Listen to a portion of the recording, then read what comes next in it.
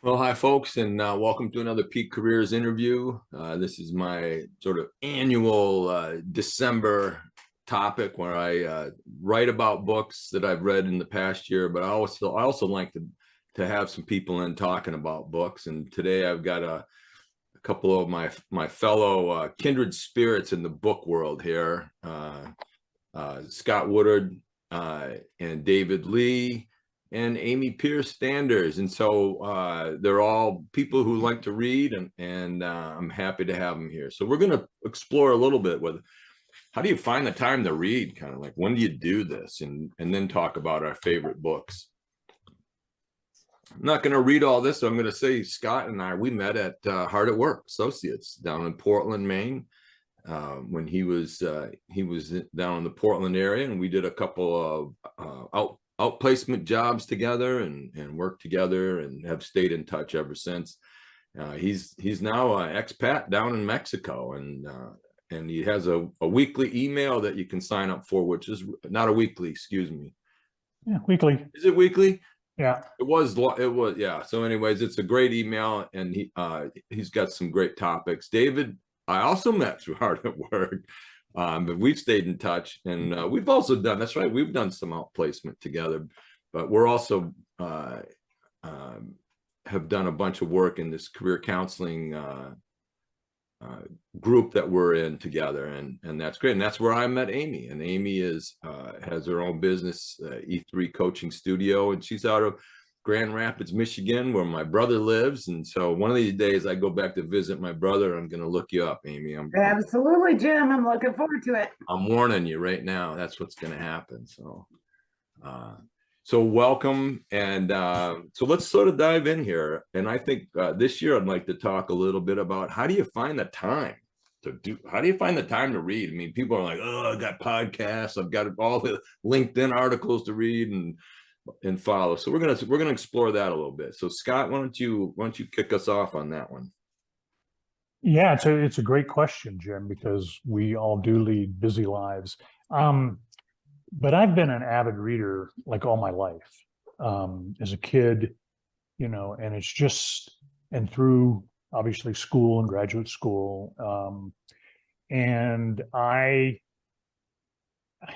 don't carve out specific time, but it's just something I do. It's just organic to kind of my nature, I guess, in that sense. And I'm also motivated to read in terms of learning more, and we'll talk more about this, but in large part because I have heard a statistic that once people leave school, they read, and I can't remember the exact statistic, but it's just very few people read anything. And so part of the newsletter that you mentioned, once a month, I offer curated content. It's the best of the month of stuff that I've read. And it's usually 5 articles and 1 book. And so I do a quick book review on the book of the month that I've read that I felt was impactful. But in terms of finding the time, it's just part of what I do and who I am in that sense. So Interesting. Amy, how do you find the time? How do you make that work for you? So I was once upon a time an avid reader. And then when I went through graduate school, I did not become an avid reader after that. I lost appetite.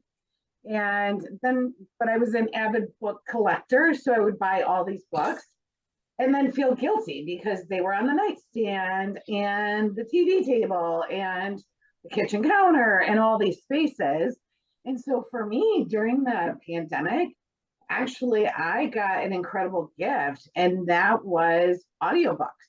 And intaking in a different way and accepting it's okay to take a book in auditorily. I don't even know if that's a word. It is today. It is today. Yes, it is today. So now I consider myself an avid reader because I might read 2, maybe even 3 books a week. And where I find the time is it's when I'm getting ready in the morning. It's when I'm driving between clients. I take my nephew to school every morning. we're listening to something that's age appropriate for him. Cool. If I'm doing housework, laundry, yard work, it occupies my mind while I'm doing sometimes very mundane tasks. Huh. That's interesting. So, yeah. And then for anybody who's out there that's feeling challenged, I think with me, like I felt guilty. Like I had these books and I wasn't getting to them. And then I freed myself, like, Amy, just commit to 10 minutes a day. You're going to get through the book in a month if you just commit to that. So if you're struggling, but it's something you want to incorporate into your life, I found that to be very useful. And right now I have a practice of putting a book on my pillow when I make my bed in the morning. That way it's there because I enjoy reading before bed. And so I have to move it in order to go to bed. And so then it encourages me to fulfill my commitment to myself. Cool. Cool. I used to study that way in high school, where you put the book under your bed to absorb during your sleep. Didn't work. The osmosis, I tried that a time or two as well, Scott. David, what's your technique? Yeah, the two times I typically read are first thing in the morning, and then just like Amy was saying, before bed. And it's interesting, even though I love learning auditorily, like I listen to a lot of podcasts, I actually hearing you, Amy, talk about doing Audible books, it makes me want to go back to trying that. I find I get so caught up in wanting to remember like a particular research study or whatever that I end up going back to the written copies. But I certainly could get through a lot more if I did audio too. So David, one of my tips, because that was a hard change for me as well, is that bookmark feature that is now available, whether you get your books through your local library or Audible or another Kindle, another service.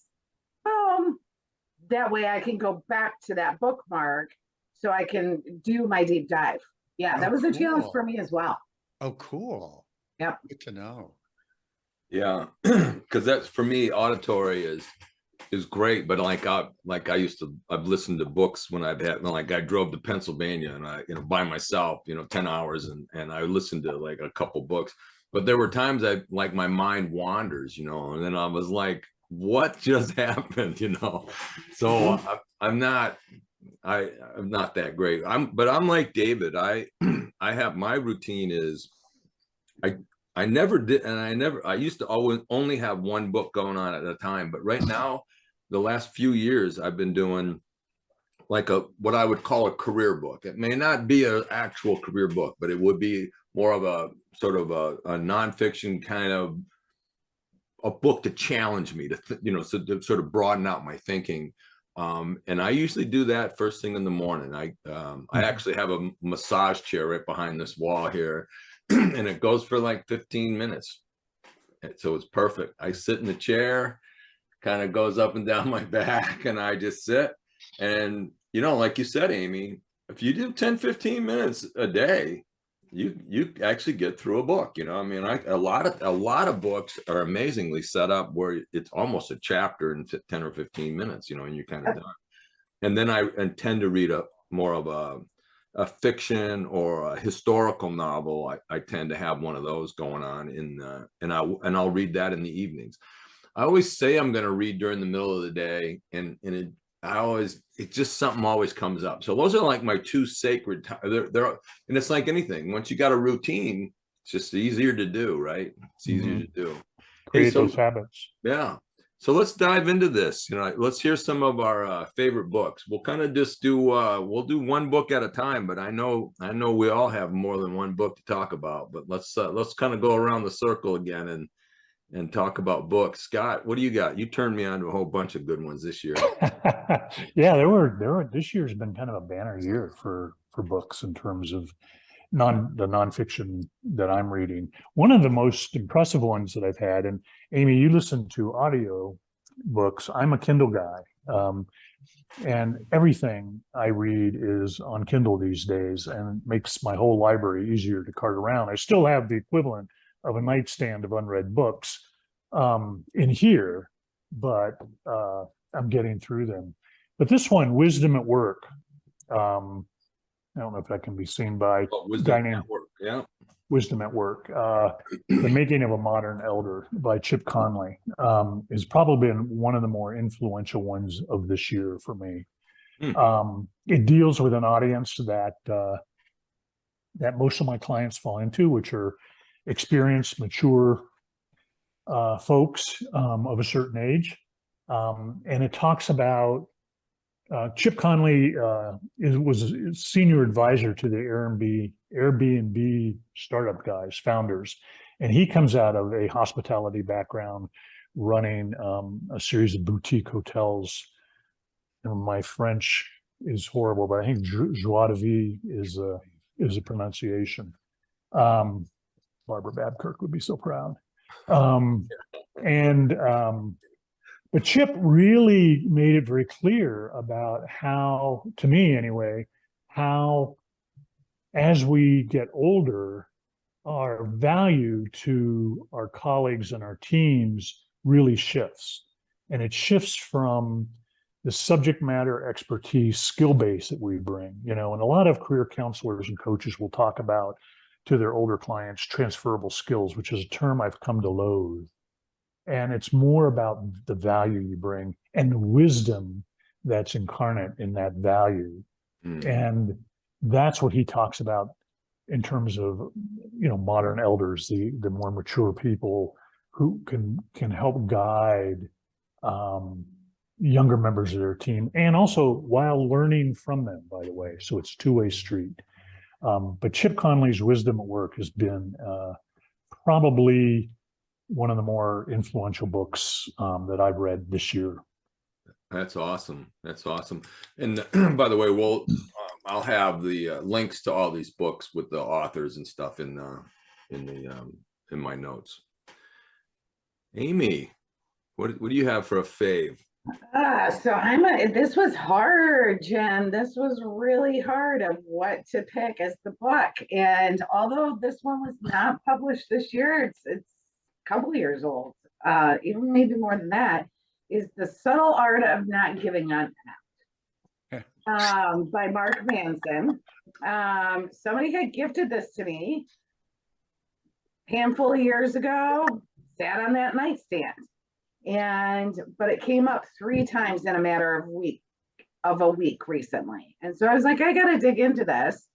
And now I have listened to it 3 times in the last probably 8 weeks, just because it has been such a mind shift for me. And when you are in Grand Rapids and hopefully we're sitting around a bonfire, Jim, I'll probably use a very different word of mind shifting, how impactful it was for me. But it really changed the way that I think about values, and it changed the work and how I work with my clients as well, because we have this societal belief around our career values, our personal values, and they're based on very intrinsic, like honesty and giving and different things like that, when really Manson's book pushes us to say, what are you really chasing after? What makes those things valuable? And for me, it caused just this deep dive into what do I chase and why do I chase them, and brought about some really deep, hardwired revelations for me of why I've made certain choices in my career life and my personal life. And so he created a lot of work for me that I'm going through now, but then also the applicability for my clients that I work with is, are you truly unhappy in your current space of work, or are there other things happening? Okay, what is it that you need or want to change or want more of in the future. And let's unpack the reasons why you were chasing those, which I had always done, but this gave me new language to really get in depth. And just in the last couple of months, the epiphanies that my clients are coming to are like, oh, snap. I didn't realize that was a really big part of me, because he's encouraging us to accept we're all imperfect people and we have hardwiring and knee-jerk reactions, and get familiar with those. So when they do come up, you can recognize, pause, and live in a life that you want to. So I just found it So what was hugely impactful. What was the name of the book again? The Subtle Art of Not Giving an F.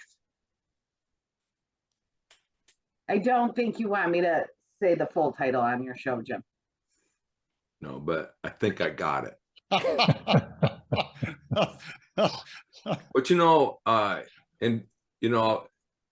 before I started recording, Scott brought up the point, but why do you read? I mean, what we're saying is, how do you find time to read? But what do you do with this information? I mean, that's a great example. It's like it's really changed. You found a book that actually helped change a mindset. Yeah. And I think that's really where the magic is. And it's kind of like those ahas, like, oh wow, that is really, really good. I don't know, Scott, did you want to say anything about that? Because you had brought that up before. Yeah, I mean, it's interesting. When you first reached out to us about this, I was really excited, but then I realized I don't read any career development books. I read the nonfiction books I read are, I guess you would find them in the business or leadership section of the bookstore or something. But on the most significant ones, I take something away from them that I use with my clients all the time. And that's what makes them so valuable. And it's one of the reasons I keep reading. Yeah. That's my continual education, and frankly, I think it helps me provide advice and thinking to clients that they're not going to get from, say, a traditional, and this is not a knock on anybody else, but a traditional job search strategist. I'm not going to talk to you about interviewing or your resume writing. I'm talking about state of mind, which I think you got to, Amy, and wisdom at work. Instead of thinking of yourself as a 50-year-old white guy and nobody's going to pay attention to you anymore, you got to reframe that. We have to reframe that in terms of looking at the wisdom that you bring, because that's where your real value is. And that's what we work on. So that kind of an approach. Mm-hmm. So when I would go to the bookstore,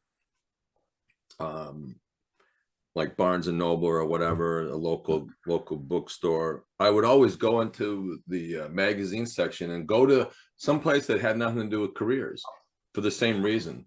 And I would just randomly grab Inc. magazine, and just kind of find stuff. And it's like that's perspective building, right? That's really what we're talking about. Yeah, that's a good term. Yep. David, a book and any thoughts on this sort of angle? Yeah, I'm so on board with that. I think the more whether you think in terms of disciplines or area of interests we are immersed in, just all those multiple perspectives just help them as a whole, help people as a whole person. So yeah, I find since I've been involved in the business world doing training and consulting, I found myself over the years leaving the whole business book world and being much more drawn into the sort of spiritual and even metaphysical reading, along with geeking out into the neuroscience field, which is a real passion of mine. And also back to the how do you apply this? I find the writing on habit formation, like James Clear, Atomic Habits, and BJ Fogg's work and some of the others, super helpful, because as we all know, it's not what you know, it's your ability to implement it, and how often clients, well, we all struggle with that. So I think that whole domain is super helpful. But the book that I wanted to give a shout out to, oh my God, I love this book. So The Great Work of Your Life, A Guide for the Journey to Your True Calling by Stephen Cope. I had read an earlier book of his, I think it was called Sacred Friends, and then he changed the title, or the publisher changed the title, and that was amazing. And he has kind of a similar format in that in this book, sort of the framework is the Bhagavad Gita, which I've never read, but he sort of gives the Bhagavad Gita for Dummies version, like, which was fine for me, and about finding your Dharma. So and he goes into like Dharma means many different things, but in terms of this, it's like, what's your sacred calling? And so he uses that framework, but then what makes it so fascinating is he uses about a handful of well-known people as examples. So he uses Robert Frost, Henry David Thoreau, one of my all-time favorites, Jane Goodall, Gandhi, and then Susan B. Anthony, and there might be somebody else, but those are the ones that stand out for me. And then he talks about them. Oh, Walt Whitman talks about them discovering their Dharma, like their sacred path, and how Jane Goodall knew it from a little kid, and she clearly demonstrated what her calling was. And then others just sort of stumbling and bumbling along until it emerged. And I think one of the things, like two things I just wanted to throw out for people that made it so compelling, and why I've reread it multiple times, is one of the things that he talks about, and it's something that I really believe in, is like figuring out what ecosystem allows me to thrive. And I'll give you two quick examples. One was Robert Frost. And Stephen Cope talks about Robert Frost when he's trying to decide, do I stick with the professor route? Do I go into this whole poetry thing full time? He ends up buying a farm and gets seen by the locals as sort of like this loser, dilettante, lazy farmer. But he was using this environment to just feed himself. And out of that sprung forth this amazing poetry. And then good old Henry David Thoreau, thinking that he had to be like one of the cool kids and go to New York City, where the hip, writers scene was, and just like nothing of value came out. And then when he went back to Concord and went to Walden Pond, like we know what happened next. And then the other point that really stood out for me was he talks about, Stephen Cope talks about your Dharma, and how it's not just about what's my calling, but obviously in service of humanity. But then the thing that was really fascinating, I think really telling for all of us, given the pretty intense times that we're in, he also talks about our Dharma, how the times are asking of us to bring forth our Dharma in a certain way. And he uses Walt Whitman as an example, where he went from writing The Leaves of Grass, and I think sort of plateauing out, and then going to visit his brother in the Civil War, because he thought his brother had been injured, because it was in the newspaper, he's in the hospital. His brother turned out was fine, but he just felt called to be like a civilian chaplain to all these wounded young men, and how, and just how that shaped his life in a profound way. It's like he was called, the times called forth that part of his dharma. So Wow. can't say enough about that book. Yeah. Isn't it great? These books, some of these books just, they hit you hard. Scott, you turned me on to this one, and it's like the Earned Life by Marshall Goldsmith. And there were so many really, really good things in here. I mean, like there's this whole piece about regret that he talked about. The Buddhist life supports that every breath we take, we change. So that was the old me. The person who made that mistake was not who I am today, right? And I thought, whoa, that is a great way of kind of looking at it and not getting sucked into regret. But then he had this whole thing about action and ambition and aspirations that was like, what is it we really want? Action is that sort of your to-do list, and ambition is kind of like where you want to go. But aspirations is a little bit what Amy was just talking about. What do you want to become? I mean, we all kind of dance around. I mean, and it's what are your aspirations? And then you make decisions based upon your aspirations. You don't make decisions based on your to-do list, because your to-do list sometimes is going to be stuff you don't want to do anyways. But aspirations should be your guide, and that's your kind of your guide. There was so much good stuff in there. I've got a blog that I'm playing around with, which has to do with and I don't have it figured out yet, but it has to do with how we approach credibility, and it's about the earned life. You know, you got to put your time in and to develop the credibility, and that's really where kind of where your spirit comes from. And so there was a lot in that book, man. That was a great recommendation, Scott. So really, and I know you wrote a nice review of that as well on your newsletter, your weekly newsletter. I thought was great. Yeah, thank you. Yeah, there's a lot to unpack in that one. There is. Yeah. You know, and again, with a lot of books, you know, nowadays I go to conferences, you know, it's like I don't always gain a lot of stuff. I mean, there's always not a lot of new stuff. It's not like there's like a whole ton of new stuff, but sometimes what I'm looking for is language. Like Amy said, there's some language that now that I want to use, and that kind of guides you, because language creates reality, right? And so it's like some of these words and some of the stuff I got out of the Earned Life was kind of like, yeah, it's a lot of stuff I believed in, but now I got a couple different tools and language that I can use with clients. There's a vocabulary. Yeah. It seems like, and from the books that we're all talking about, that what we find, that what resonates with us is that it helps us. The common element is we're helping our clients do a mind shift. You know, it's not the technical, tactical aspects of a job search and writing a resume and how you do interviews, you know, and that sort of thing.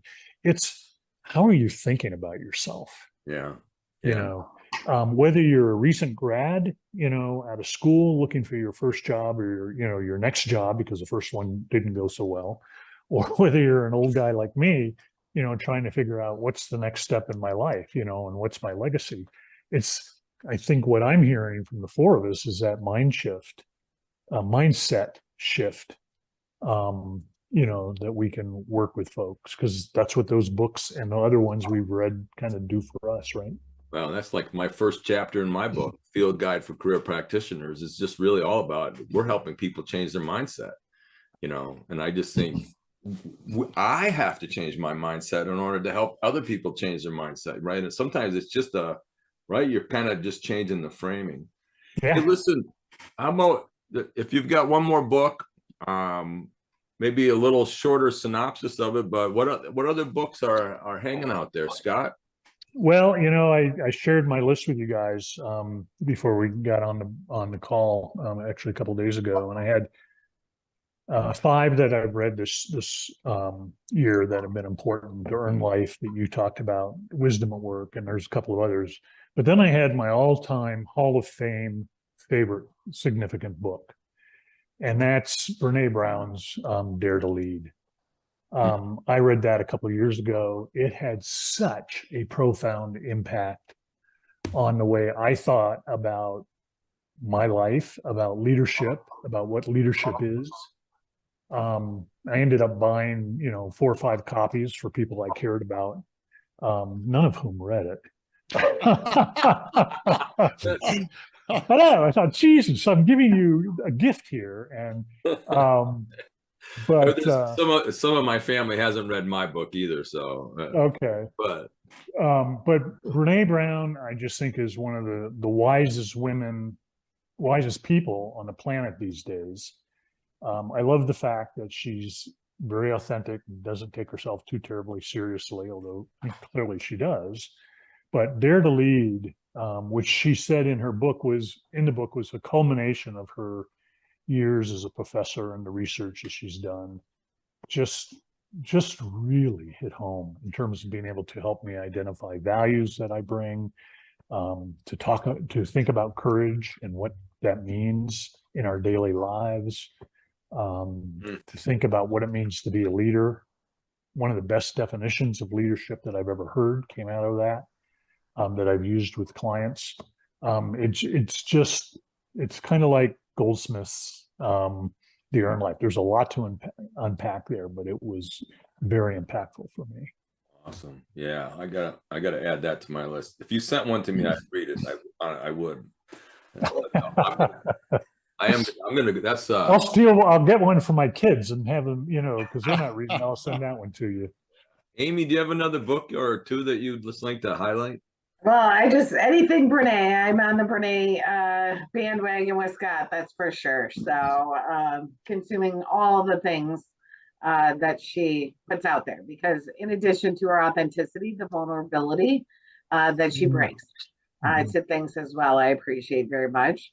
I guess I could have a ton, but The Untethered Soul by Michael Singer, hugely impactful book for me recently. I came across it by happenstance. Another career developer, JP Michael with SparkPath, was discussing how hard it was getting through writing his upcoming book, and that a quote kept him going. And the quote was, I am not the voices I hear, I am the one that hears the voices. And I was like, what is that about, JP? And got the book, and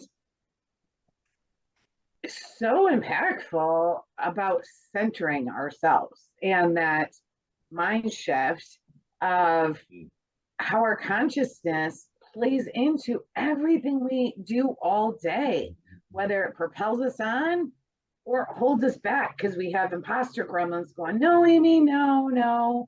Are you really qualified? Should you be doing that? Should you say this? And it is just really about realizing and recognizing that challenging situations, painful moments, we have to go through them. Life can be painful. And so feel it, acknowledge it, but realize it's temporary. Yeah. And so it has impacted me and my clients greatly, because I'm a huge proponent of tackling imposter phenomenon. And so it's giving me some new tools. And so just want to share with your guest, Jim, one of the best tips in there was, you are the one hearing the voices, but when those voices are coming at you and making you doubt yourself, and it's such a simple practice, you say to yourself, hello, and it brings you back into reality. Like, who knew? Simple, but hugely impactful. Awesome. David, final book, final thoughts. Yes. So this one, From Strength to Strength by Arthur C. Brooks. I want to get the middle initial. It's on my list. Yes, you'll love it. It really will be a nice compliment to the wisdom at work. He talks about the importance of people as they head into midlife to shift from relying on what's called fluid intelligence to crystallized intelligence, and not trying to fight the effect of age on fluid intelligence, but embrace the wisdom years. So really, and he's also a phenomenal storyteller. So fantastic. And I do want to just recommend this one because it's so sweet. The Boy, the Mole, the Fox, and the Horse. This was given to me as a birthday gift, and I've been giving copies to people. It's just this beautifully, like whimsically illustrated, sweet little book. Yeah, it's, since we're getting into gift giving season, yeah, it's just so precious. Yeah, in a good way, not like, when people say precious in a bad. Yeah, The Boy, the Mole, the Fox, and the Horse. Nice. Nice. Well, as always, great to see you guys, but we got to wrap up. I do try to keep these to half an hour. I have no idea how far we've gone today, but I was going to wrap up, and we can include all these books in on the website and the YouTube channel. But I'm Jim Peacock with Peak Careers Consulting. I started this business in 01 with teaching the facilitating career development class, and then continue to expand it with workshops and online discussion-based seminars. And now I have a number of different online seminars that they're different than the typical online seminars in that they're discussion based. We need a cohort of people, 4 to 10, typically career service providers, and we kind of take on different topics, career topics, and we take a week and do some articles or watch videos and then discuss them for the week, and then we move on. And so they're a little different than I think what you see out there in a lot of other places. I'm also the author of a field guide for career practitioners, and also wrote the book Adventure of Finding Me in New Zealand, which has nothing to do with careers and really about me kind of taking a year off of traveling and exploring kind of myself. But if you are a career practitioner, a career counselor, anyone who delivers career services and want to sign up for my weekly email, you can also get the top 10 tips working with an undecided person. And feel free to connect with me on LinkedIn, Facebook, and Twitter. LinkedIn is sort of my go-to place. But I do have a presence on the other ones, but LinkedIn is my go-to place. Well, listen, thank you three all for sharing your favorite books and some of your thoughts on reading, and I really appreciate it. Thanks, Jim. Thanks, Jim. Yeah, Good to talk thank with you guys.